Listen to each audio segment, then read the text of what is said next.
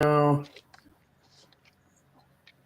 we're live. All right. Hey, welcome to Federal Prison Talk. My name is Sean Cowgill. Hey, guys, I've been in federal prison. I've been out about 3 years, and I make videos and interviews and informational videos and everything about what happens before prison, during prison, after prison in the federal justice system. I went to a minimum security camp. So I kind of deal with the nonviolent guys out there. So this channel, if you're looking at how you want to make tattoo guns and shanks and all that stuff, there's a lot of other channels that do that. I'm more for the average Joe kind of guy who goes to prison. Believe it or not, they got prisons for us too. And I got one here with me right now. I don't know if he's the average Joe, but we're average Joes are felons too. Believe it or not, we're just not violent. Anyways, I got how do you say Caleb or Salib? Caleb. I got to remember. Caleb. So Caleb's going to prison, guys, next week, 4 years. He got caught with a firearm, and he was a felon. But in Texas, I'm going to let him tell the story. Caleb, you want to tell these guys maybe the story of sure. Texas law and why? Yeah, Texas law actually says a felon can possess a firearm as long as it's in their residence, as long as it's been 5 years past conviction. And my conviction is actually from whenever I was 18, 19 years old. So anytime I Google it, is it okay to have a firearm if I'm a felon in Texas? It pops up, yes, it's okay as long as it's 5 years past. So honestly, I had no clue that I was even in the wrong. Yeah. And that federal law says something totally different. Federal law says that no matter what state you're in, no matter where you're at, a felon could never possess a firearm. It doesn't matter if it was 20 years ago, 30 years ago, and federal law trumps state law. So it does in a lot of things, like for marijuana laws that the different states fighting it over. But I used to argue that if a cop pulls me over for not wearing my seatbelt, federal law says I don't have to, right? Federal law says I can talk on my cell phone while I drive, not the state law. So which one are they going to choose? The one, you know what I mean? Yeah. And especially feds, where they spend all the time and resources to come get you. Yeah. I mean, they're going to get you on something. They're going to indict you on something for sure. Yeah. So you've been on pretrial quite a while, right? Yeah. I first got arrested. It's been a little over 3 years. I've been fighting this case. Yeah, that's a long time. And I know a lot of people that watch this channel are going through what you went through. They're waiting for their sentencing date. They call me all the time. And I was 4 years on, and I know it's a living hell, isn't it? I mean, your life's on hold. You can't start anything. You can't really pursue careers. I mean, I was out working at a restaurant on pretrial, and they wanted me to be manager, and I couldn't tell them, look, I'm going to prison. I don't know if it's this year or next year, but I can't do it. I didn't tell them that, and then your family and your friends, the ones you do tell that you got this case, they probably don't think you're going to prison after 2 years, right? Right. How many times did you hear you're only going to get probation? Oh, a lot of times. Everybody said, man, they're going to drop this. They're not going to take you. It's been too long. For a gun, that's ridiculous to go to prison. But yeah, and this is Texas, and it's not going to fly. And they don't let you just hang out for 2 years, 3 years, and then send you to prison. Yes, they do, right? Yeah, everybody in Texas is shooting them off, Yeah. But yeah, I feel if we did our time and we paid our debt to society, I think felons should have a gun. Maybe not the felons who had a gun charged to begin with. To become like if you rob a bank, maybe you can't have a gun. But right. I understand violent crimes. You rob somebody with a weapon, or right. You have a long history of violence. But yeah, I mean my original case, it was just a possession of controlled substance, 1.1 grams. And like I said, I was just a kid. That's personal use. Yeah, that's nothing. Yeah. Well, it's nothing today. Back then it was. When I got caught with it 20, 30 years ago, it was, 6 months to a year in jail for $20 worth of it. Yeah. Texas is still pretty hard on their drug laws, right? Yeah, they're pretty tough. Is that all of Texas? This is the place where they lock you up and throw away the key, man. Yeah. I heard Texas is hard. Marijuana's not legal there, is it? No, it probably won't be. It'll probably be one of the last states to cave in on if they even do, right? Yeah, they should have got on board first, and they could have been making a lot of money off of it. I don't know if they care about the money over there. I don't know. Texas is kind of independent as it is, right? Where at one time Texas was going to be its own republic. Do you know the history? Nuh-uh. Well, if they were going to have their own Revolution War, and they were going to break away from the states, I don't know, in the 1800s, and it was going to be the Republic of Texas. Yeah, they didn't need anybody else, man. Oh, right. Texas, yeah. I just know other places like Colorado and places, they started doing it, and they're like funding schools, and the money's going to good uses. It's not just it's not just a bunch of dope dealers with nice cars and big rims. No. I was in California when they made it legal, and then now I'm here in New Mexico, and it just became legal this year.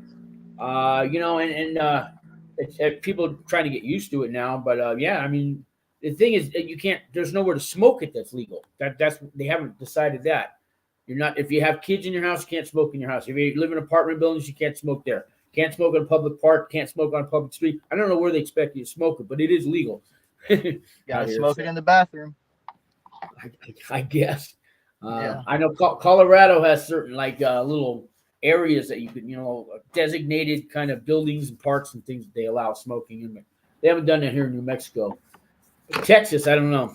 But anyways, I want to talk about you today, and if anybody, let me read some of these comments.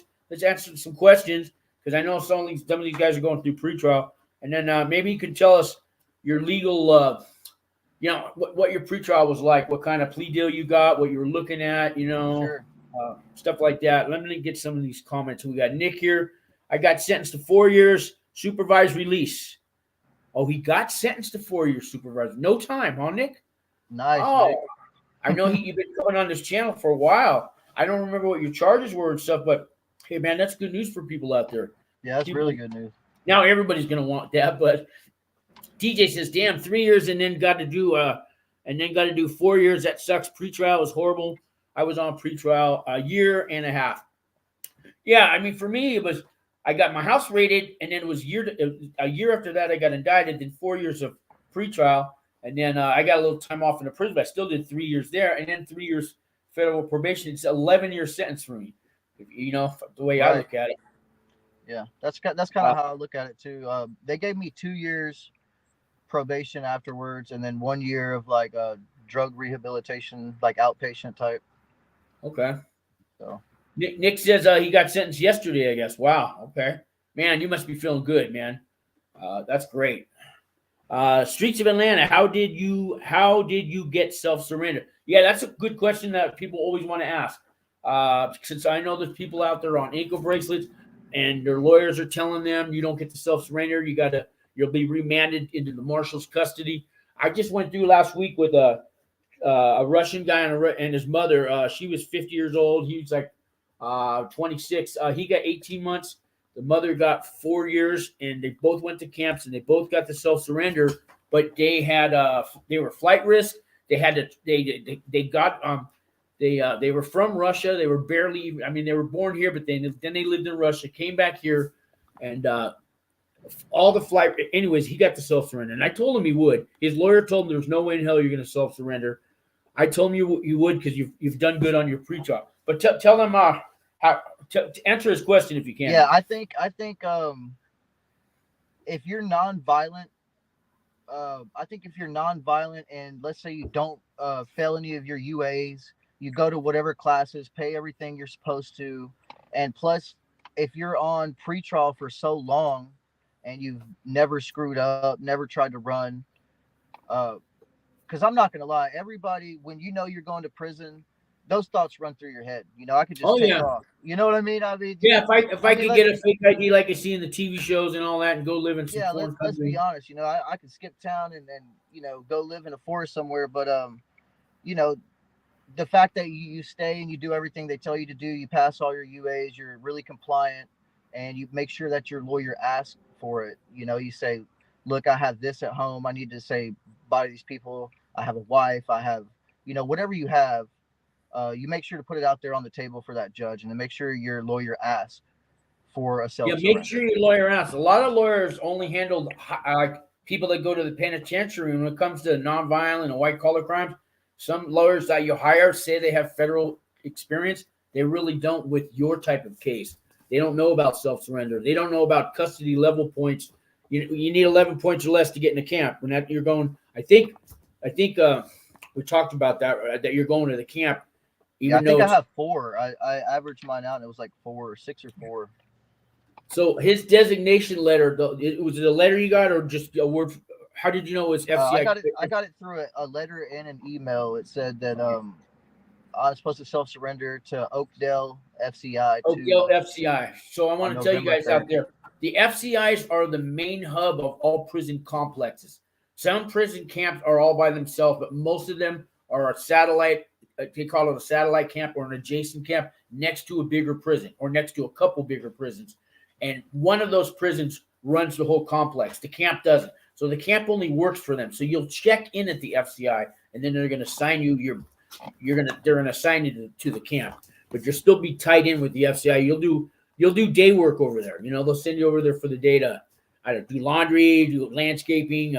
When they go on lockdown, and those guys go on lockdown quite a bit, well, at least in penitentiaries and the mediums, we have to go over there and make all their bologna sandwiches for 2 months or something, and do their laundry and empty their trash. And it's crazy, man. That's what campers do. Sounds fun. Yeah, and you get $1 a day for that. Oh boy, I'll be living lavish. You get $1 a day, man. And they never paid us. They always promised to.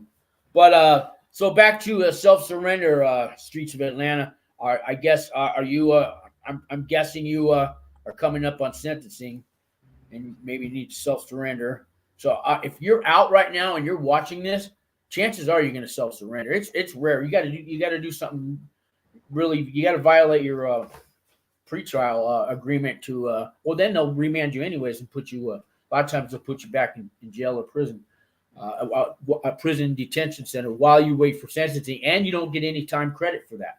So if you violate on your pretrial, it's going to be 2 more years till you get sentenced, and you cross state lines or whatever it is, talk to a co-defendant, do something that you weren't supposed to, they decide to lock you up, you don't get any time credit for that. So remember that, guys. Let's see. TJ says, Nick, what was your charge? Yeah, I know you talked about, Nick, not Nick. Yeah, we don't know. I don't remember what Nick's charge was. Let's see if he says it here. Wendy. Hey, Wendy, how we doing?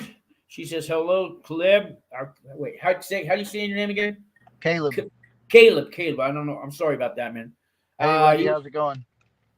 17 guidelines. Level 17 guidelines? I'm going to grab my guideline chart, see how much time that is.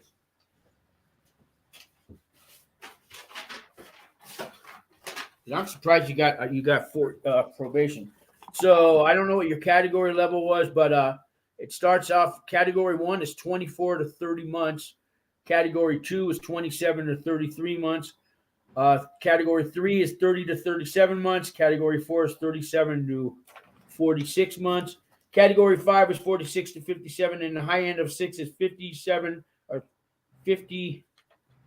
51 to 63. So you're looking at between 18 and 23 months. So a year and a half, 18 and 63 months. So a year and a half to 5 years, depending on your criminal history. So let's just average 2 or 3 years is probably what you would have got. I don't know how you pulled it off, man. Tell us, Nick. Nick, if you want to come on, I'll give you a link. Let me finish talking here, though. If you want to come on and tell us, how you pulled that off, because we'd really like to know. Let's see here. Yeah, I'll go back in time and try that.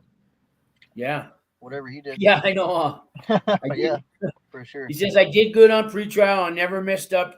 Did community service. Yep. I always tell people to do that. 24 months. So you were category 1, I'm guessing. That was kind of what they wanted to instead. So they gave you double the amount in probation. Wow. Yeah, category 1, he says. Okay, that clears that up. Wow. What category were you? Do you remember? I was category 3, I think. Okay. And do you remember your sentencing guideline numbers? I think I was 24 points. So 24 points at category 3 or 2 or 3. for level 2, category 2, it's 57 to 71 months. Category 3, it's 63 to 78. So that's like 5 to 6.5 years on category 3, and you got 4. So lately, I mean, the last 2 years since the pandemic, everybody I've talked to that has something to do with this show or calls me has gotten a year or 2 less than they thought they were going to get. 90% of them. So how did you feel? Because you got less than you thought, right? I did, but man, you just always I mean, whenever you're getting sentenced, you're sitting there beside your lawyer and your judge is asking these questions. You got the prosecutor, saying, "Oh, he needs these points for this," and you just kind of feel like they could have argued more, like at least said something.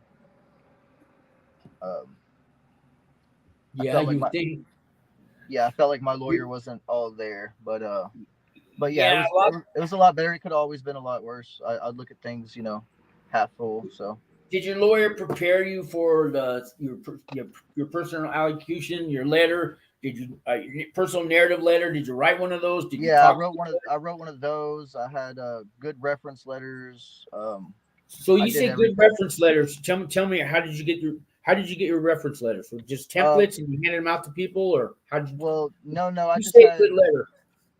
I just had my wife and a couple really close friends just say who I was and what they who they were and what they thought about me, and I'm not the only person being sentenced. All of them are too. Yeah, the family does time too as well. Did Right. anybody help? Did your lawyer help you with the letter? Did you call one of these other guys from the shows to help you? Or no, not really. I mean, my lawyer told me like what kind of stuff needs to go into it, and we just kind of freestyled. Yeah. Well, I mean, you got less time, so I mean, you didn't do anything wrong. I just know a lot these lawyers see hundreds of letters every month, maybe thousands, depending on how many people they're sentencing, but they start to all look the same to the judge, and most people get templates, they get them off the internet or they pay somebody and they kind of cut and paste, copy and paste their name in there. I help people do with the letters too, but I make sure it's a personal letter. You got to take accountability for what you did. The person that writes the letter has to know that you robbed the bank. Maybe you were an angel growing up. You were the sweetest kid ever, but you're not that sweet kid now. So that's got to be put in the letter. And but then the letter should say what you've been doing on your pretrial to try to turn things around, and that they have hope for you. And if you don't have to do too many years in prison, there's a chance you come out a better person. And that's what I try to tell people to put in the letter. Yeah, I think hiring somebody like you to write the letter or something would really be the best possible idea out there. Because I call up I call up your relative, your friend, your boss, whoever you tell me that you want to write the letter. I call up and I work with them on the letter. We'll kind of write it together, and so we get something special, something that the judge doesn't see every day. Right. So, I feel like lawyers. I mean, don't get me wrong. You guys might have like a good lawyer out there. At least you feel like you do, because I know I did, because my lawyer is pretty high dollar, but they're really like car salesmen. Like whenever you first, they're gonna be like, man, we're gonna beat this case. Like you're not gonna do a day. Because that's what I was told for so long. Like I was just talking. Yeah, go on. I got something to say about that too. They just say they violated your right in every single way, and look, we can prove it, and this and that. Well, whenever you get in the courtroom with the prosecutors, and I mean, it looks great. You have video conference from all these people saying why they violated your rights. I mean, at the end, the judge, 90-something% of the time says, appeal denied. And you just kind of feel like, what happened? I thought we were supposed to beat this thing today. Like I came here because you said this is the last day I was going to come to court. And, it doesn't usually happen like that. They just kind of reel you in. And I mean, they represent you.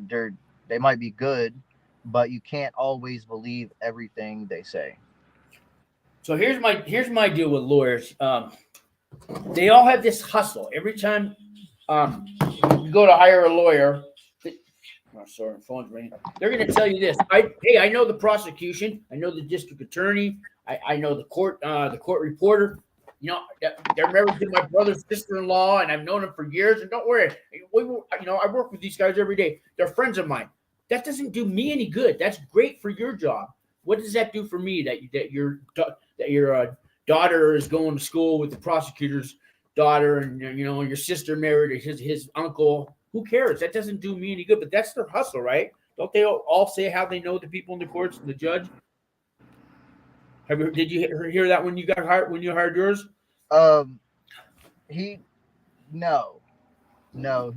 said that he was a fair judge, and that was it. Yeah. And then the judge changed. I got a different judge at the end that I got sentenced by. So, well, then he didn't. He had a different hustle, because I think they all kind of learned this. They want to get you.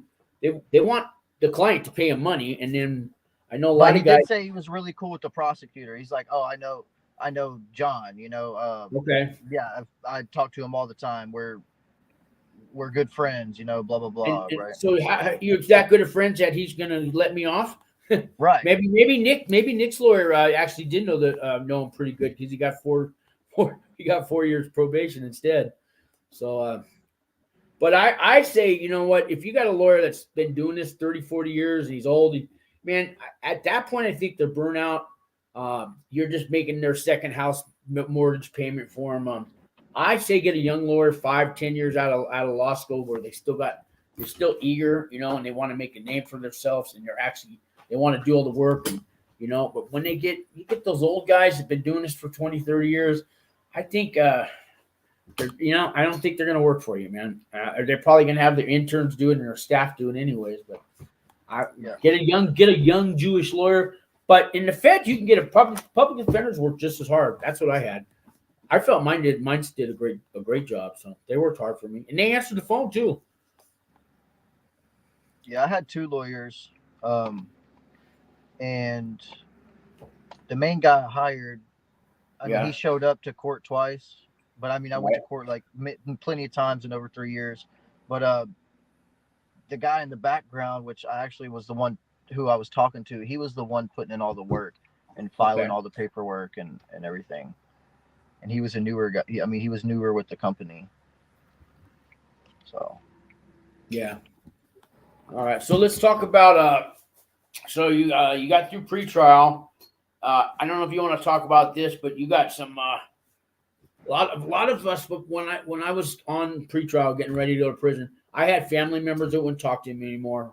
Friends that just ran away. They weren't friends. I don't know where everybody went, but when they raided my house, I got evicted, and the landlord evicted me, and I no longer, they froze all my bank accounts. I actually ended up homeless while I was on pretrial. Wow. And then pretrial gave me they put me in a residential drug and alcohol program. It was that or go to jail, because I couldn't live on the streets. But you had something worse. You had somebody leave you. You feel like talking about? Yeah, man. My wife actually just left me 2 weeks ago, and that was a hard blow, because I was already kind of, like, I'm preparing myself mentally to go in and do my time, and I don't know, man. It was just like a feeling of abandonment. But but everybody else is sticking by me, like I do have like a big support system. But your wife, I mean, that's supposed to be for better, for worse. And I see it when the guys are in prison. If you've got a 5-year sentence or longer, the chances are, guys, your wife's not going to wait for you. I mean, she'll try. I was telling her that the whole time, they'll wait a couple years. Yeah. They usually wait a couple of years, but they don't usually leave before you go in. Wow. Right. I mean, that's got to hurt, man. Yeah, it did. It hurt. It hurt really bad. But I mean, at least and you don't have to stress while you're in prison. Now you just got to deal with the pain. And I don't know which one's worse. But a lot of guys go crazy in prison. Every time she won't answer the phone, and they got all these thoughts in their head, and they're got their best friends over there, moving in on them, and they go crazy sometimes. So you won't go through that. Right. I'm not going to worry about no phone calls or none of that. Letters or nothing. So let me get some of these comments. That this must be one of your buddies, Reen77. Oh, probably. Okay, and then we got Sea Dog in Cooper Show. Dog and the Cooper Show podcast. Dog's out of Tijuana, guys, and he's got a prison channel too. He's been in state prison and federal prison, but now he lives in Mexico. And check out his show. I've been on it. He's been on it. And hey, Dog, if you want to come on here in a little bit, we're just gonna. I want to talk to Cleve here about the rest of his sentence and stuff that he's got to go to do. But then if you guys want to come on after, we got Khalil. What's up, Sean? Just accepted my plea, 18 to 24 months sentencing in February. Okay, so that's a good deal. It's not as good as the one Nick got, but Nick took a deal for 2 years and he got 4 years probation. So if we can get Nick to tell us his secrets, how he did that. Yeah, I'm liking Nick's outcome. Yeah, so guys, it's possible, and that's not the first time I've heard of this. I've heard of people getting who was it? Oh, there's another guy in the room here, TJ. He got probation, but his charge wasn't as serious. It was on an airplane. He had a fight with a flight attendant. So, but they were cracking down on that for a while. But I think they called it.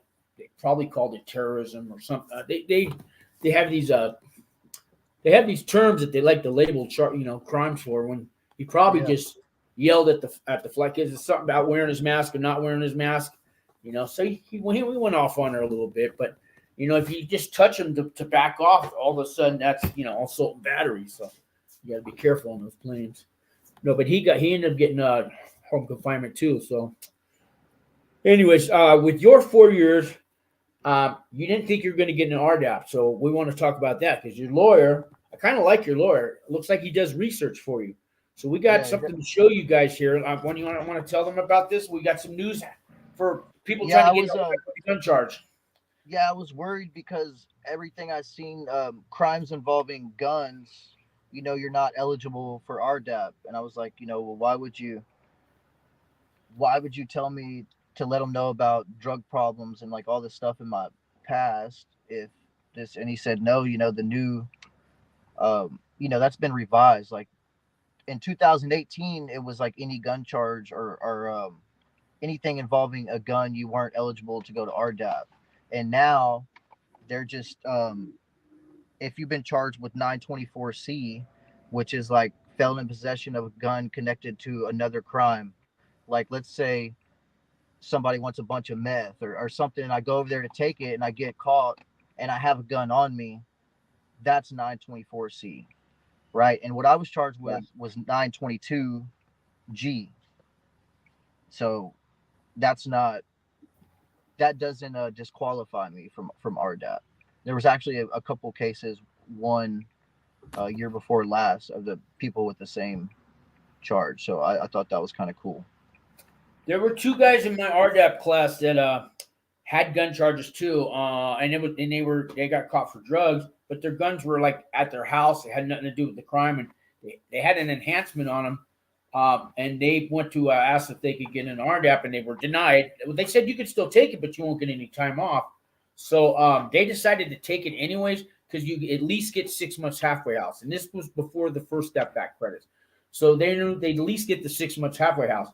About a month or two after they're in there, they got called down to the office, and I think that must have been that exact rule that you're talking about when they updated it in 2018, because that's when they all came back smiling that now they're going to have their year off, and they didn't really know why. Everybody was asking how they said there's some law now that if certain people with guns can take RDAP. So I'll pull it up here. You want to tell everybody what your lawyer did and what he sent you, and I'm going to pull this up for guys. And highlight. You can tell them the stuff he highlighted. Yeah, he went ahead and pulled up the I don't even know how he got it, but it was the new revised a lot of the stuff on the BOP website's out of date. So, but lawyers have access to, Yeah, they have access to all that stuff, and it shows that it was saying you're disqualified if it was a 924C, and it that's having a weapon in the crime of either violence or drug trafficking. Okay. And I was only indicted. I was only charged with 922G, felon in possession of a firearm. Okay. I'm I gonna mean, that's see. still Let me. bad, I guess, but like, Yeah. honestly, like I said, I never even knew I couldn't have a firearm. Like I was Right. Because kind it of was in shock. legal. As far as you know, it was legal. Let me find the Yeah, even highlighted like part here. That I even went to a gun shop as soon as the time was done, because like in the court they told me that I would be able. I said, I hunt a lot. Am I going to be able to have a right, right. rifle? And she said, yeah. Once it's 5 years passed from right now, whenever you sign. I'm like, okay, cool. Well, 5 years later, after I get out, I went to a firearms store and tried to purchase one, and they did the background check on me. And Oh, they did the background check. Yeah. So that's yeah, not yeah, a they did the federal federal check. background check, and they said you can you can't you can have a firearm, but you can't purchase it from a a reputable fire. You have to buy it from like a gun show or like something like that. So even they told me Oh, reputable. like I can't purchase it federally, but I can have one. So I've always had Like it a in my gun head show. that All yeah. right. So Well, I'm going to read this highlighted stuff here. Just a couple paragraphs, guys. This is all the rules this is all the rules that disqualify you for RDAP. And where's your highlighted thing here? So it says ineligible prisoners. A prisoner is ineligible to receive time credits under this paragraph if the prisoner is serving a sentence for a conviction under any of the following provisions of law. And it goes on to talk about relating to destruction of aircraft and piracy and drive-by shootings and destruction of motor vehicles, stuff like that, arson, all that. So it's going to list all those kind of serious crimes, right? And except there's one here that is lawyer highlighted. It's Roman numerals 22 XXII section 924 relating to the unlawful possession or use of a firearm during and in relation to any crime of violence or drug trafficking crime. Do you want to explain that? I know you kind of just did, but want to go over that yeah, again? yeah. That's like I said. If like let's say I go and I beat the crap out of somebody or get in some fight with somebody, and I get arrested and I have a firearm on me, that's a crime of violence.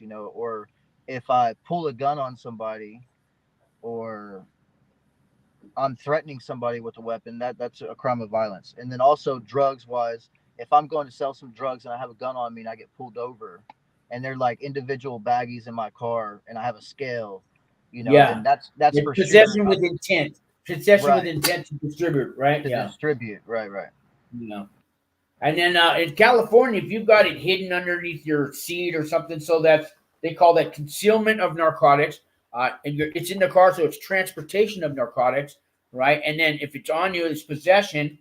So they there's 4 felonies right there. They like to charge. And then they always call it endangering. If you're near a school, you get a double sentence in California. They double the sentence. It's ridiculous. So everything underneath that is talking about relation to torture, to treason, to bank robbery. So wherever you bring a gun to do one of these crimes, like he just said, that's not, you're not going to get an RDAP. It's serious. And was there anything else you highlighted? I think that was it, right? That was it. Yeah. Okay. I'll take this off here. If you guys want a copy of this, I can email you one. So my email address is underneath all my videos, or on my if you go to the channel, you just hit about. There's my email's on there, guys.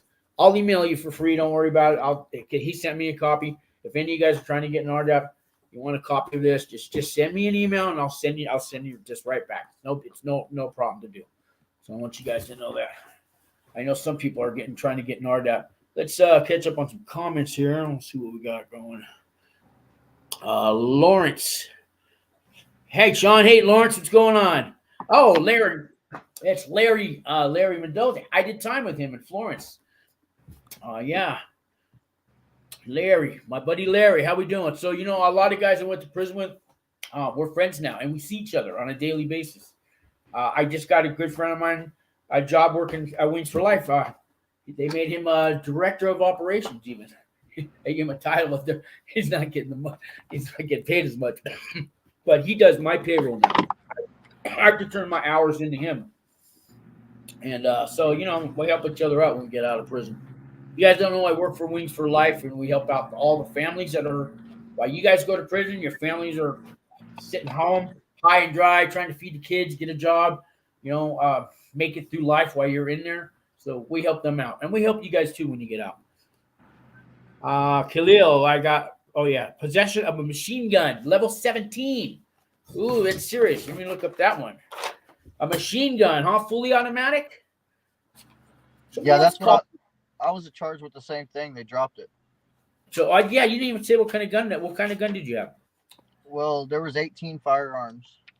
Okay. 18, wow. Yeah, and I was originally charged with felon in possession of a machine gun, but through the plea deal, I just pled to felon in possession of a firearm.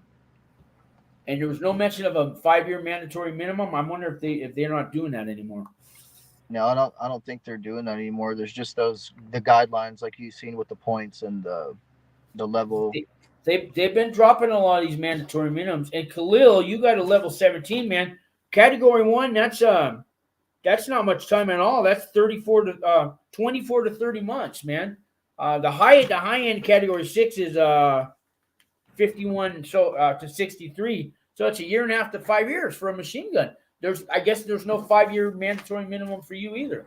Yeah, it sounds like that they're not doing that anymore. I've heard they're not really pressing that. I don't know if it's the media and the press getting on them. I don't know if it has anything to do with Biden or Trump or somebody, but they're not doing the mandatory minimums like they used to, man. Because you had 18 guns, before they would charge you a 5-year. They'd run a consecutive on each one. You end up getting a life sentence. Yeah, they were trying to enhance it, with plus 4 points and all that. And luckily the judge was actually a very fair and smart. The prosecutor was like, yeah, he had this. He's like, well, what did he plead guilty to? That's what a plea deal is about. Like, right. Like if there was drugs at somebody's house and prostitution and whatever, like what did he just plead to the drugs, or did you can't charge him for the prostitution, you can't charge him for the guns, like that's what the plea deal is all about. So that's why it's good if you're gonna see, you don't want to go to, well, I don't know who you are, but you really don't want to go to trial because they'll smoke you. And if they don't, they have like 96% conviction rate, something like that. They're going to smoke you. And if you, even if somehow by some luck you did win, they're going to come back and they're going to be on you. Like, you're going to plead because everybody pleads. So it's better to do that sooner and, see what you can, plead to the less of whatever you have. If you take it all the way to jury trial, they're going to give you the maximum. It's usually 20 or 30 years, and everybody gets that. Right. When you take it to jury trial, you get one offer in the feds, guys. Not like the state. You don't turn down the first one, turn down the second one, the third one will be the one you take. Not in the feds, man. You get one offer, man. Once in a while you get two, but you're right too when you said if you do win. I did time. A lot of guys, I won't say a lot, but I'm going to say 10 or 11 guys that I talked to in there had won cases 5 or 10 years ago. Now they came back on something new that they found on these guys. So they don't give up. You're on their hot list for life now. If you own a business, man, you better be squeaky clean with your books because they'll find any little thing, especially if you own a business, man. They love getting into your paperwork and auditing you. They'll find some federal law you broke, man. And it's the feds, man. They got so much money. They're paying so many people. Yeah. I mean, the more I find out how I want to say how evil the system is, because let's talk about indictment. Indictment? There's a grand jury, right? That I think it's 23 people that meet in secret, and prosecutors or district attorneys. Somebody goes in there, detectives. They go in there, investigators go in there, and they have a trial. You're not invited. You don't know where it is. You never get to meet the jury of your peers, all right? And you don't get to fight your case. You don't get to face your accuser. They all decide that you're guilty, and all they really need is hearsay. They just need a suspicion of a crime that you're doing to convince the grand jury to indict you, which means you're guilty. Now you find out later, hey, we had a trial and everything. Sorry you weren't there, but you're guilty and you're indicted. And now we're either going to lock you up in jail or we're just going to let you out, like we did on pretrial, till you can prove your innocence. And if you can do that, you don't have to go to prison, but you're not going to do that because we win 97% of the time. I mean, is this fair or what? This is not what I was taught in school about the Constitution. Yeah, no, you're definitely guilty until proven innocent. Yeah. Why don't I get to meet the grand jury? Why can't I pick the jury of my peers? Why can't I be at that grand jury hearing? Why can't I defend myself? I want to know. Yeah, I do too. How is that constitutional? It shouldn't be. So, and you're supposed to be innocent until proven guilty. No, you're indicted until you proven innocent. So, right. Well, it's very different than the state court, guys. Very different, and it's a living hell, man. 3 years, right? When you got sentenced, were you relieved? Yeah. Yeah, because man, it was just so stressful. The not knowing they could give me X amount. They could. I just didn't know. I had no clue what was going to happen. Yeah. Man, it was really stressful. And then showing up, I would try to get my nerves all calm and I would get cool headed. And I'd pull up in front of the courthouse and then, my heart would just doom, doom, doom, doom, I think, right. Shit. I want to get to some of these comments, and if you don't mind, some of these guys have prison channels on here. Like I said, they might want to talk to you. So guys are putting the link up. If you guys want to come on in, you said you didn't mind the other day if these guys come in, do you? So get more advice from all this prison channels. So hey, C-Dog, if you're out there, and any of you guys that are watching, we all know each other. There's the link, guys. So come on in. Wendy, I know you never come on the shows, but you're always welcome to. There's the link, Wendy. And I thought I gave you a wrench last time. When you did get it, I'll have to do it again. So we got Reens 77. Oh, that's good to hear. Okay, is that Reens? Okay, is that your friend? I think. Yeah, probably. Wasn't RDAP? Yeah. He says RDHAP. Wasn't RDAP part of the plea deal? Yeah. They can't. They don't have anything to do with RDAP. I'm going to tell you guys. So there's a RDAP coordinator or director that runs every program in every prison, right? Whether it be a medium, a low, or a camp, the director of the RDAP, they're called the coordinator, and they're also they usually have a couple PhDs or a doctor or they're a psychiatrist. They choose who comes in their program. Our RDAP coordinator used to tell us, it was a lady, Dr. Coulter Rodriguez. These guys come into my office. They're recommended by the judge. I laugh at them. Okay. I need something on paper. I need something documented. I'm not going to believe you. You're a criminal. You're a felon. You're in prison. So, and you just want the year off. So anything you say doesn't mean anything to me unless you got something documented. So if it's in your pre-sentence report, it's not just something you wrote in your pre-sentence report. There's got to be a little proof behind it. Right. Yeah. The officer, the lady who actually did my PSR, right. Yeah, she was the one who had suggested it, and C-Dog's in the house. Yeah, so C-Dog, what's going on? And there he is, my Tijuana guy. All right, what's up, brother? How you guys doing? Good, brother. How you? You're in federal prison too, so maybe you got some advice for our friend here. He's got to go through 4 years. Oh, you're gonna go through 4 years, huh? All right. Next week. He's going next week, turning himself in next week. He's going to camp or what? Yeah. He's going to Oakdale. He thought he was going to go to the low, but there's a camp next to it. And like I told him, the paperwork says you got to check in at the low because they run the complex. Oh, so he'll get assigned to the camp because he only has 4 points, custody level points. So he'll go to a camp. Hey, the camps are sweet, man. I heard the camps are. Where were you? You probably went to. I never have to. Did you go to the Penn, medium? Nah, I went to the first place I've ever went to was Terminal Island, San Pedro, Terminal Island. I've heard of that one. That's it. Back in 19. That was back in 1995. The first time I ever did time in the feds. Yeah. You got some words of advice for his first day, his first week in prison? How? Hey, back then they would give you like free phone calls, and they would give you stamps to call your people and things like that. You know? Yeah. That's cool. So man. what do you give him some words of wisdom when he first gets there, man? You know, who to talk to, who to not talk to, what to do, what not to do. You You know what? as Basically, bro, in jail, man, just stick to your, like, I personally doing that. I've done some years in jail, bro, and just try to associate with the people that you feel that you get along with, that you got something in common. If you do want to, right. kick it with somebody. If not, just do your time and get out, bro. You know what I'm saying? Sure. That's it. Yeah, that's what I'm trying to do, man. I'm not worried about nobody. Well, the lows in the camps, man, they don't have the politics like the higher up prisons do. You could talk to other races. There's really no cars or anything like that going on.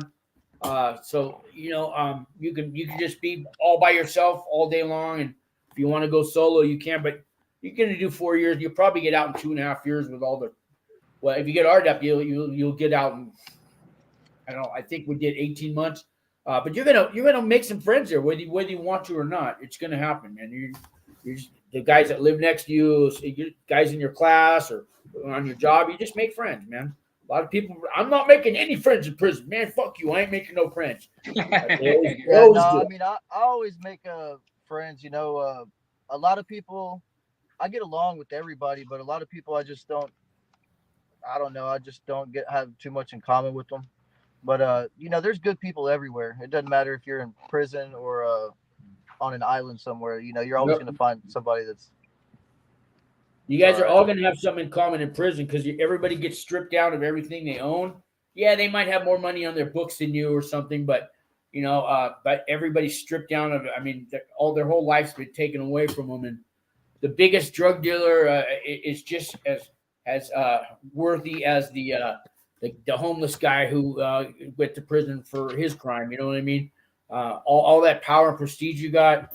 I mean, there's shot callers in there and stuff, but you know what I mean? Sea-Dog, everybody's stripped of everything they own, so they're kind of they're all in there naked, so to speak.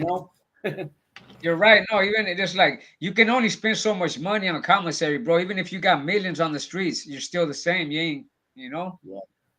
I see guys with 20 pairs of shoes, and they pay somebody to clean their cell and buff the floor and do their laundry and iron, and they think they're living like the king. Well, all right, that's. Yeah, I actually used to do that, man. There was a cellmate who had OCD real bad, and I seen him cleaning his cell really good with a toothbrush, and I knew he was hungry, didn't have nothing, so I gave him a couple soups, and he was like, I could clean your cell. And I just got addicted to my cell being so clean and sanitized, and he's washing my clothes and starching them and stuff. And well, that's one of the big hustles in there. They have housekeepers, right? They have guys that'll pick up your laundry, they'll fold it, they'll iron it, they'll clean. They like those buffing machines, man. Every prison or jail I've ever been in, those floor buffers. I don't know that it's something about they just. And the Mexicans, what's the Mexicans in the buffing the floors, Sea-Dog? What's up with that, man? They love to do that shit, man. Or the porters. Hey, you know what? Yeah. Hey, to be honest with you, hey, you know what? They gave me a porter job over there in Oklahoma, bro. You know what I mean? Yeah. I even went to commissary. They paid me. I was there about a month, man, waiting on transfer. Yeah. Yeah, you didn't self-surrender. You went through transport, huh? That's got to be hell, man. Yeah, I went. You know what I mean? I went on the little ride. I was on a Conair. On the plane, Conair. Yeah. Conair. I mean, you know what? To be honest with you, back in the days when they first it was the old Oklahoma. Now it's a new reception center and everything. Before it was the old Oklahoma City. It was that got blown up by Terry Nichols, didn't it? No, the Oklahoma City bomber, didn't he? Wasn't the jail part of that what he blew up? Oh, I don't know what he blew up, but I know he ended up over there in underground over there in Florence. Yeah. Well, I know I got to make his trays for a month before I left. So, oh no, I'm thinking El Chapo, but Nichols was in there. I think Nichols is alive and McVeigh's dead. One or the other, I get them mixed up. One of them. They executed him, right? Yeah. Yeah, there will be plenty of hustles in there and stuff. Oh yeah, there's lots of hustles, man. And I'll tell you this: if you're going to a camp or low, the cigarettes are really cheap. It's contraband now, and I'm not telling you to do that, but it's $2 or $3 for a cigarette. If you go to penitentiary, it's $20 for a rollie, and that's even if somebody will sell you one because tobacco is really scarce. When I was over there in Florida, in Coleman, we had tobacco. One of my partners, he was Asian. I don't know. He was getting it from somewhere. He was getting cartons of cigarettes. $20 a cigarette, whole cigarette. $20 a cigarette. Yeah. Yeah. Where I was, I actually used to sell them. Where we would take the trash out from the guards, we would take their dip that they were dipping in their mouth, their spitting tobacco. Yeah. We would dry it out on a newspaper, and that's what we would roll the cigarettes with and sell them for $2 a piece. They're still doing that in prison now. It's God, that's yeah. And I guess a lot of the guards chew. In a camp, you don't need the guards because there's no fence. You just have somebody drop something off for you. So the guards they have no power in a camp. There's no manipulation going on. You don't need them. They got crews that are at the camp that go out to the city and go work, right? So they go out there and do some things, don't? Yeah, that's one of the jobs. You do some kind of landscaping. They work like city parks and maybe around the courthouse and city hall, and they do all the landscaping. And they give them projects to do. And usually they work with city workers, and they'll usually buy them pizza and stuff for lunch. And yeah, all the time. I've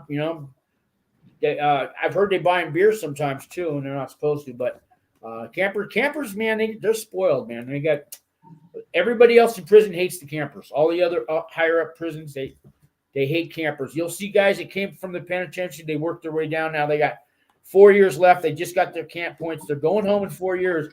They can't stand us without our just free reign and no rules and no politics, and no fence. They hate us, man, because we have no law and order in their mind, Yeah, on the website it was saying they had like pool tables and they all have pool tables. Our pool tables are fucked up. They didn't have any velvet on them for like a year. They finally bought some, but you'll have pool tables, music rooms, gyms with all the with all kinds of treadmills and what do they call it? Ecliptic, whatever. You know what I'm talking about? Is that the word? Help me out here. Are you talking about without free weights or? Yeah, well, they're pretty much all the free weights are gone now. They've started taking them away.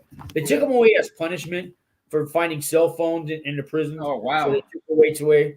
Yeah, you're gonna see a lot of cell phones in there, man. Don't get a cell phone, dude. You get 500 free minutes right now a month. Free minutes to use the phone. You can only talk 15 minutes and it hangs up and you got to wait an hour. But you get caught with a cell phone, man, you lose all your good time. You get thrown in the chute for at least 90 days while they investigate because they're going to go through the phone and find out anybody that used that phone, any number that's in it that's any way affiliated with anybody on your paperwork.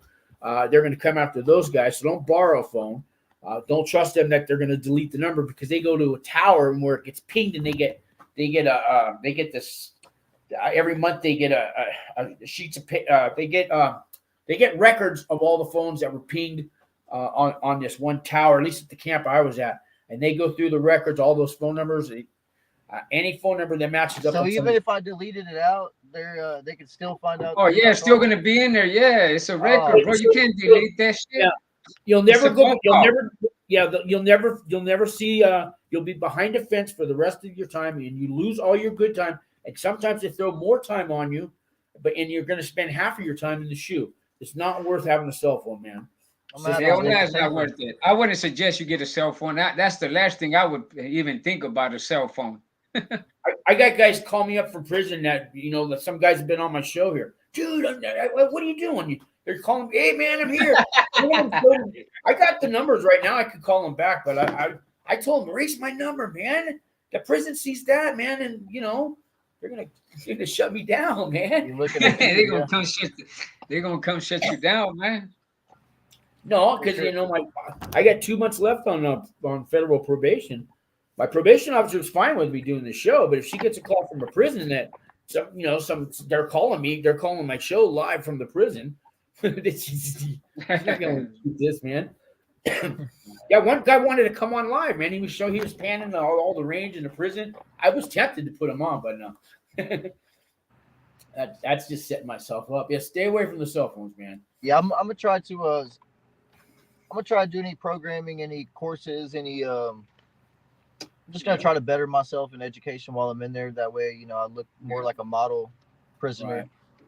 So remember what I said. Take a copy of this that your lawyer sent you to state your case with the RDAP coordinator. Plus, it's in your PSR work that you qualify. You have all the drugs and alcohol, you know, listed, and it's all been documented. And let her know the scenario that it doesn't list your 920 charge on there, and that it was revised in 2018. And hopefully you'll get in our. Hopefully they'll let you in. I think you will. On my pre-trial, I also, the beginning of it, for the first year, I was in a drug treatment program. I did it I think 3 days a week or something like that. Okay. There is an alternative, though. Did I talk to you about this the other day? The non-residential drug and abuse program. Did I tell you about that one? No, but I had read about it. It's called non-RDAP, and I think all prisons offer this. And it's $200. It's a $200 course. You go 2 or 3 days a week. And they let you out of work to do this. And anybody can take it, even if you don't have a drug or alcohol problem, because it's prevention of you becoming an alcoholic. But it's good for 6 months halfway house or home confinement time. Now that the First Step Act is in. When I took it, we only got 1 month extra halfway house time. But now it's 6 months because of the First Step Act. The credit. Do you think that would stack on top of RDAP? Like if you got 6 months and then another 6 months, you think you could? Yeah, you could get a year. Now they're doing that, so you can get a whole year. So you're going to start at the halfway house, and then when you get there, they're going to send you to home confinement, depending. So you're only supposed to do 10% of your sentence on home confinement. So if you got 4 years, you can only do 4 months home confinement. So if you get a year halfway house or home confinement, you're going to have to do 8 months at the halfway house and then the last 4 at home. That's how that works. So a lot of people think, no, I got a house, I'm going straight to home confinement. No, man. The halfway house runs home confinement. They have their own kind of probation officer go check on you there, and it's all up to them. But at least, in a halfway house, you can still see your people and stuff, right? You see people, you get a job, you get to make money, but it's like coming home to a jail every night. It's like furlough in a jail. Some jails have the weekend furlough, or you do weekends in a jail. That's a furlough. It's kind of like that. Yep. Well, that's a lot better than being in jail. Let me catch up on some comments, guys. Let me see here. Where am I at? Reams. What's is it showing up? Hold on. Yeah, like you said, bro, just take some courses, whatever. Like they got college courses and things that catch your attention, bro. Study, right. Do something. Yeah. So I got something. I got a pop-up ad flashing in front of me here. So it says, that's great to hear. I already read that one. Thanks, Sean. Read that one. Don't they have bigger problems to solve? I'm not sure. I don't know what you know what he meant by that? Nope. It must have been something we were talking about. I'm sorry, we got delayed there on answering these comments. And then I put the link up. We got ellipticals. Thank you. He helped me out. Ellipticals. He knew what I was talking about. I saying eclipticals or something. Ellipticals. Yeah. Okay. Yeah. Now you know. Brian Miller. It is a shame that it's come to this. Okay. Yes, it is. And then he says, legally hated for. I can't see it. Can you see what it says? I really hate it for you, bro. Oh, I really hate it for you, bro. Yeah. Yeah, I do too, man. Yeah. But you're gonna get through this, man. You're going to a safe place. You're going to a safe prison, believe it or not. You'll come out alive. You'll come unscratched, and hopefully you come out a better person. Work on your mind, your body, your soul. Go to, they got all kinds of religious stuff going on there. Probably 20 different brands of religion if you want to go that way. But that's also a good place to, I used to go to movie night in the chapel on Saturday nights, and I had my own chair and all the different, Jewish guys, Catholic guys, Wiccans, every Seventh-day Adventist, Jehovah, we're all in one room watching a movie every Saturday night, man. I love Saturday night. I bring, chips and candy and stuff. I'd hand stuff out, and everybody had their own chair. It held 200 guys. So there's 200 of us. We watch a movie every Saturday on a big giant screen inside of in the chapel room. So I really enjoyed that. And I went to some of their other services. I went to every type of church. I wanted to try everything from Baptist to Lutheran to Catholic. I tried them all. I did one a week just to see. You know what I mean?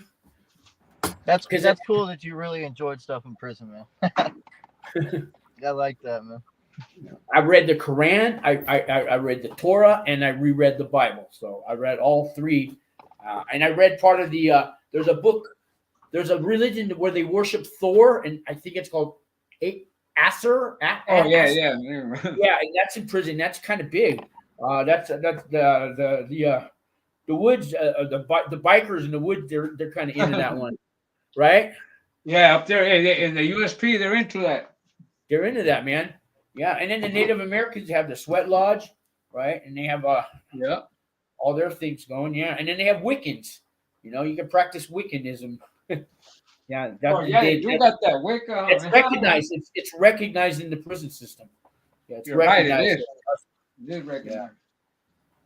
And also, after a year and a half, when you do 18 months in a prison in a camp, you can get what they call a social furlough for the weekend. You can get a weekend pass. I saw about a dozen guys get one. Serious? Yeah. After what? How long? Yeah. Well, then they'll give you furloughs for a funeral. They'll give you for a funeral. No, but in the camps you can get a social furlough, or you can get a special one if you're having a baby born. But you have to have done 18 months with no write-ups, and every 6 months you have a team meeting. So that's your unit director, your case manager, your counselor, and sometimes the associate warden shows. And they meet with you every 6 months and they evaluate what you did. They're going to add up all your earned time credits for the First Step Act. If you had any write-ups, they're going to lower your classification points or raise them if you had write-ups. So your points go down. And on that 6 months is when you turn in your furlough pass. And I have them. I put them. I had a link on there. But if anybody out there wants a weekend furlough, the link's under some of my videos. And hey, you know what? You're right. I remember. Yeah. I remember print out that furlough and send it to your person in prison. Print and send it to them because it's hard to get one. The counselors don't want to give you one, even though they're required to. But if it's all filled out correct, you get a weekend pass after 18 months in prison. But you got to have the application, and that's the hard thing to get. But I got them. They're good. They're good in any prison. So.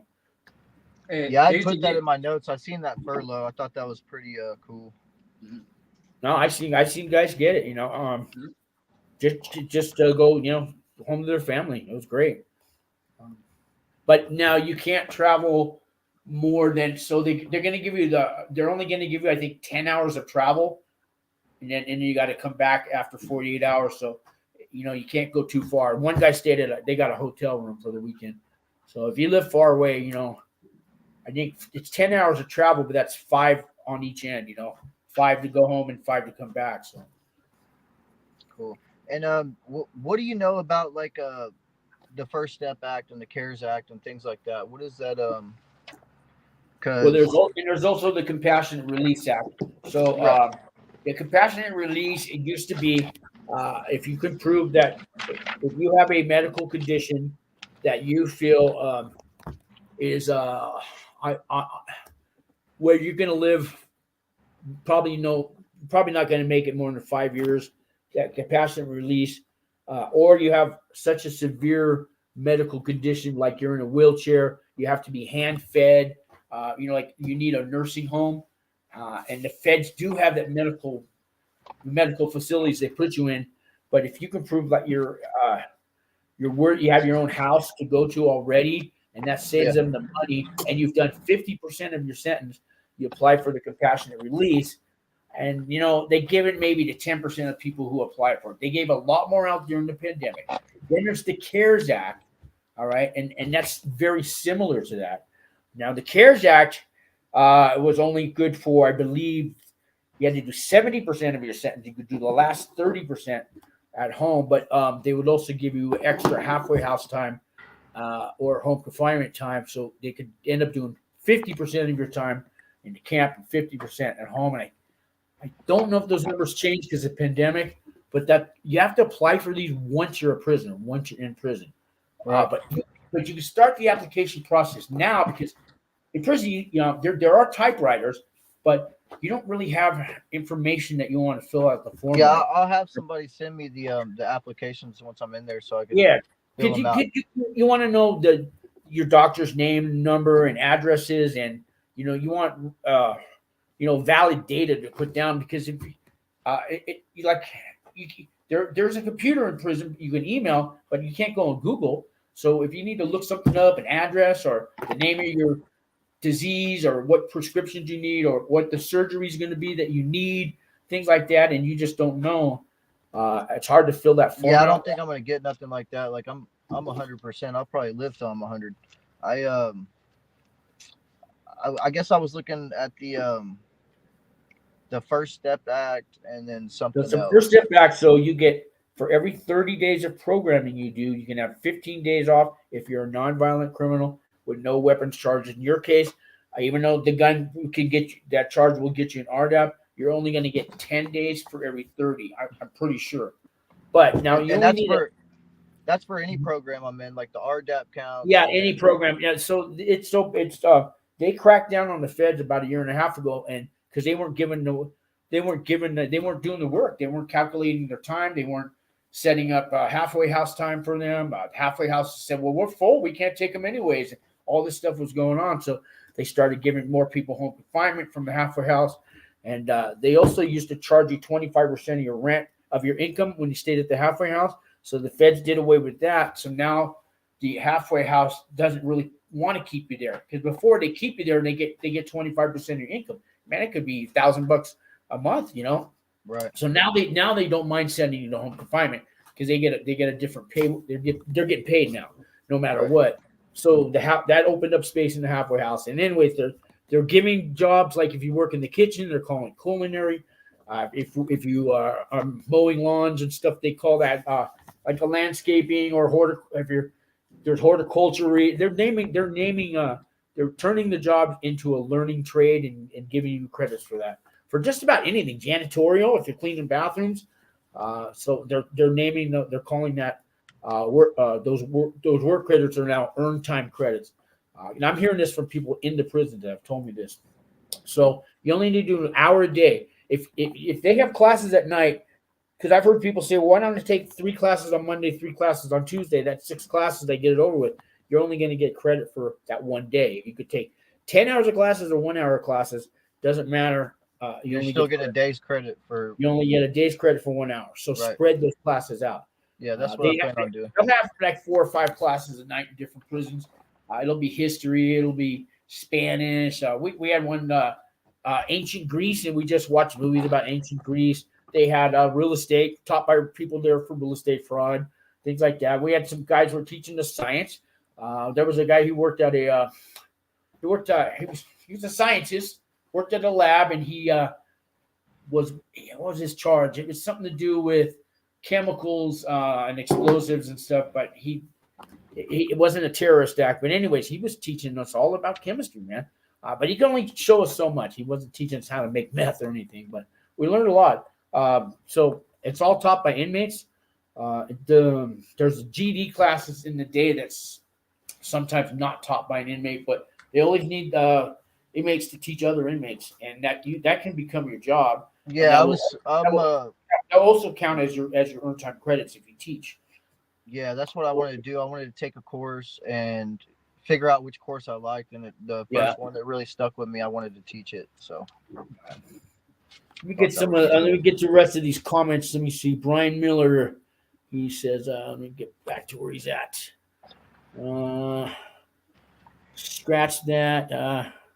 I did the same thing. I read more than I ever have in my entire life. Yeah, you'll actually finish a book in prison. And then you'll want to get the next book if it's as a series. I also was never in better shape in my life than I was when I got out. And he says made goals of what you want to accomplish, and just make sure that Use the time to grow in the same way. It helps keep your mind from feeling down on yourself. Absolutely right. And there's a lot of guys that work out with each other, and they, it just becomes a passion in there. Oh I yeah. remember all those guys cared about was protein and weight pile and the weight pile. Really, Yeah, last how time much- I got out, man, I looked like I was on steroids. I was yeah. the best shape of my life too. And then he says, what's his last thing he says? You're an awesome dude, and 3 years is just a drop in the bucket compared to life. Yeah. And Thanks, bro. he's absolutely right. Everything he said is right on, man. Right on the money. Right on the money. Did we lose Sea Dog? Yeah. Okay, I thought so. I was hoping he came back. Anyways, what do we got going here? What have we not covered? It's been over an hour, so I'm gonna give you the floor, man. I'll shut up for once. I'll just let you talk. Okay? Yeah. I mean, we've went over everything. I was just I just wanted to talk about what I'm going through. I seen that you didn't, I've watched a lot of your videos. I seen that you didn't have much on somebody facing a gun charge and the RDAP thing. So I just wanted to kind of bring that to your attention, see what you thought about it. Maybe you can school us on guns. Maybe give talk about. I don't know much about guns, right? I've never had one. I've always wanted one, but I never got around to it. They're fun. They're a good thing to have, But I don't like the fact knowing that somebody else has a gun and could come in my house, and I've got to protect myself with a chopstick. But yeah, man, I'm like, I have no problem. I'm gonna be fine. There's always a brighter day. I'm not worried about nothing. I've got a good support system. I think I'll be out a lot quicker than I was thinking a couple weeks ago. Even without the RDAP, I think we got it down at what would say 20 months, maybe something like that. If you take all those programs, so you can get up to a year halfway house. Actually, theoretically, you can get 18 months halfway house time. I've never seen anybody get it. Right. Yet, I don't expect to get that. But supposedly you can. But a year is common now. So you get a year, and you'll do some of that will be home confinement. In your case, the last 4 months will be home confinement, and then you have your good time. So you're gonna have 8 months, 2 months for every year. So you have 8 months off your good time, and then the year for the halfway house. So that's 18 months taken off your 4 years. The RDAP's nice because the RDAP will give you another year off, but usually when you get RDAP, you only get 6 months halfway house time. Right. But they're supposed to with this First Step Act credit, it's supposed to give you the whole year. I mean, I would take it anyway, especially if it's going to go towards like halfway house time or something. Just the fact that, and plus, that's still considered a program you're doing, so that could take days off. Yeah, time will go by pretty quick. For you're a short timer. You're a real short timer. I mean, I had a 52-month sentence, and I got most of that, half of that taken off with the RDAP and stuff, but it went by quick, man. I mean, I still did 3 years. It went by fast, man. It did. I mean, there's some slow months, but it goes by. You just get busy, man. You go to work, you work out. I was in a rock band. I had my TV shows I watch. I got guys I hang out with. We walk the track every night. Card games you go to, movie night on Saturdays. That guy Larry that was in the room here earlier, he was in the band with me. And there's another guy, Max, who I work with, and he was in the band with him. There's another guy who lives about an hour's drive from here, and he was in the band. There was 4 of us. We're going to get the band back together. We got 3 of us now. So that's pretty cool. You'll have some fun in prison, man. Yeah. Yep, I'm sure I will. Yeah, they have real equipment. I mean, microphones, drums, electric guitars, all kinds of speakers. We did shows outside, like 4th of July. I put together a talent show. Like an open mic in prison, and I put flyers up. So the what was it? The unit director was nice to me. Let me print up flyers. I put them all over the camp for people to sign up. I think I had 12 or 13 or 14 acts, and any race, it didn't matter. Mexican, black, we didn't care. But everybody got to do a set. Some guys 20 minutes, some 3 songs, some guys were playing 8 songs. We had mariachi bands. Just everybody, did their show, and then we was outdoors, and cars are driving by. We don't have a fence, and people are stopping, and they can see us playing, and it was fun, man. And they barbecue on 4th of July. They had watermelon. You get a hamburger and a hot dog. You get apple pie. You get potato salad, and I think beans and corn. And then they give you a sack lunch to take home for dinner. And that was what was that? That was like a turkey sandwich, and then you get to take the apple pie and the mashed potatoes and the cornbread and all that stuff that from the lunch you get to take home. Anyways, you take a dinner home, and then we had the show outside, and I swear to God, it was probably one of the best 4th of Julys I've had in a long time, and I was in prison. And yeah, it sounds pretty awesome. You'll experience that. Yeah. Softball, baseball is big. Man, don't miss it. Watch. If you don't play it, watch it. Because the people in the stands, we go off the hook, man. We are yelling and screaming, and we're rooting for our team. It's a lot of fun, man. Best baseball games I've ever seen is in prison, man. Nothing like a prison baseball game when you're sitting there watching it, man. I'm telling you. So there's some good things that happen in there. You got to look for the small miracles, man. That's what I call them tiny miracles. The guy's out there having fun, hitting a home run, and all of a sudden he hits a home run and it's going, it's gone. He's not in prison right now. He just hit a home run. He's running the field. He's not in prison.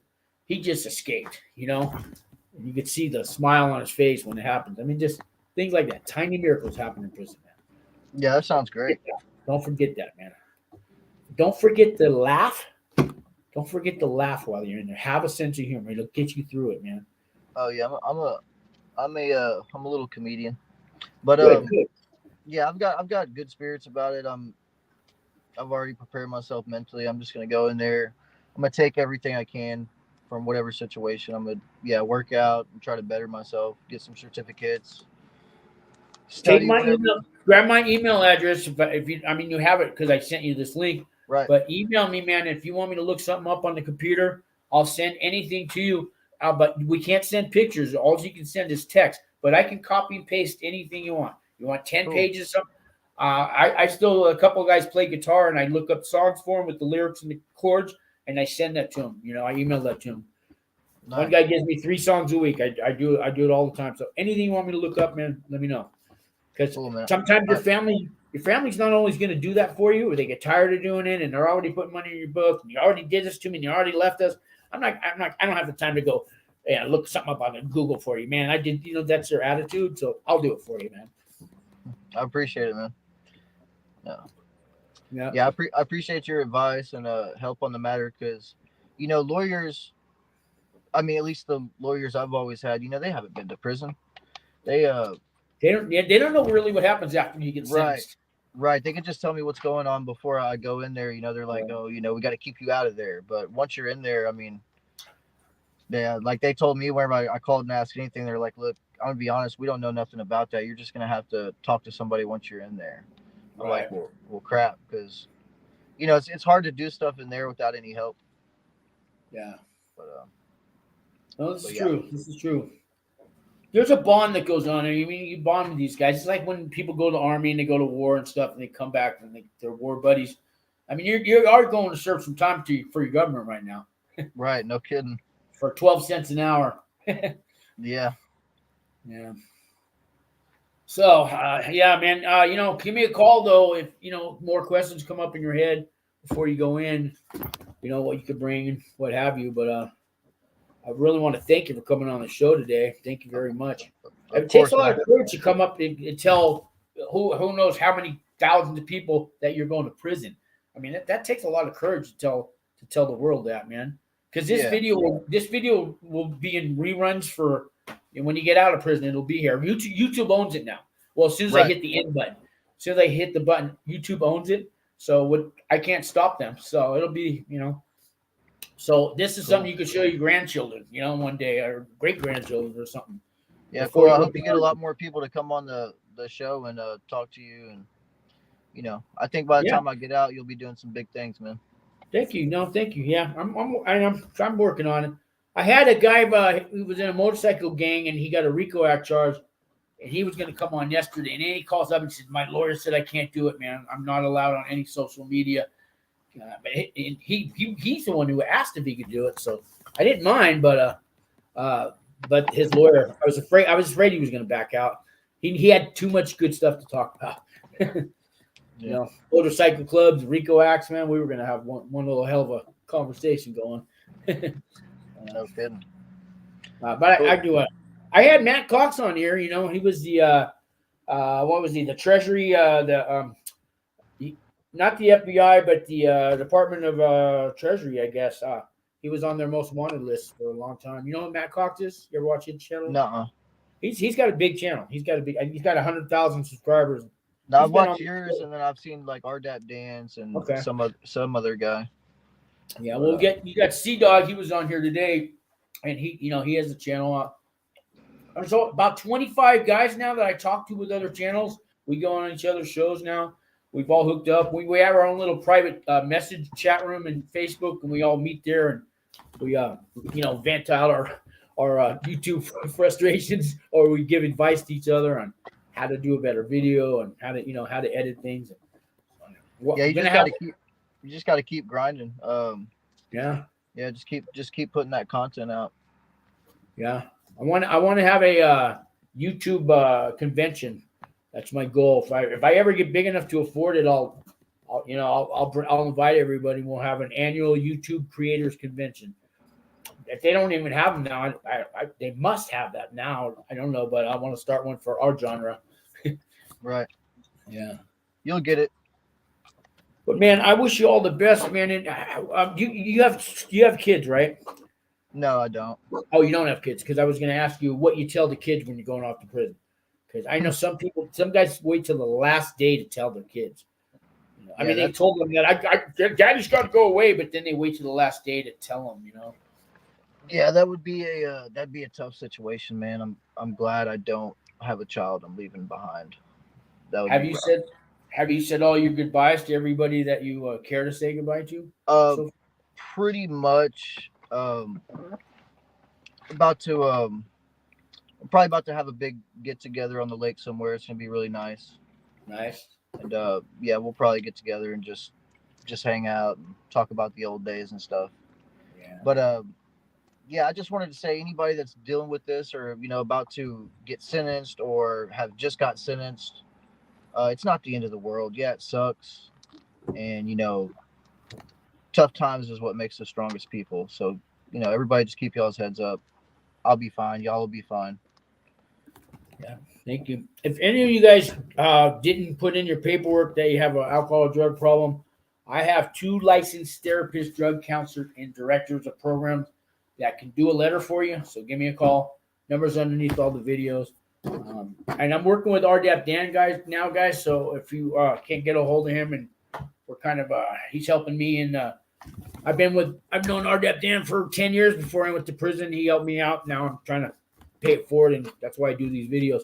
So I wish you nothing but the best, man. Take my email, and like I said, give me a call before you go in if you can. Just say goodbye, and I appreciate it, man. Thank you very much. I appreciate it too, man. I appreciate your time. You bet. You're welcome, man. Have a good night. Have a good night. Yep.